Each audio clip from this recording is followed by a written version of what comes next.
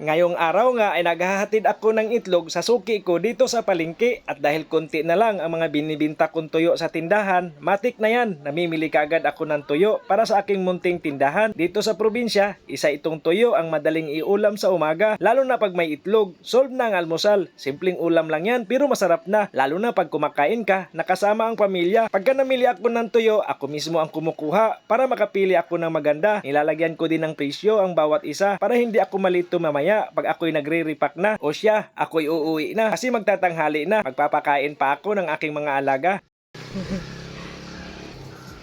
Okay mga kasari, ito yung mga tuyo na binili ko kanina doon sa palengke. Nagde-deliver kasi ako doon ng itlog kanina. Tapos sabay, namili na rin ako ng mga tuyo. Kakaunti na lang kasi yung mga tuyo ko na naiwan dito sa tindahan. Tapos ngayon, ito nire-repack ko na. Pagka na-repack ko na, ganito, ilalagyan ko ng presyo. Ito yung gamit ko pang presyo. So yun lang mga kasari, tuloy-tuloy lang. Pag may tindahan ka, kailangan talaga may baon tayong sipag palagi.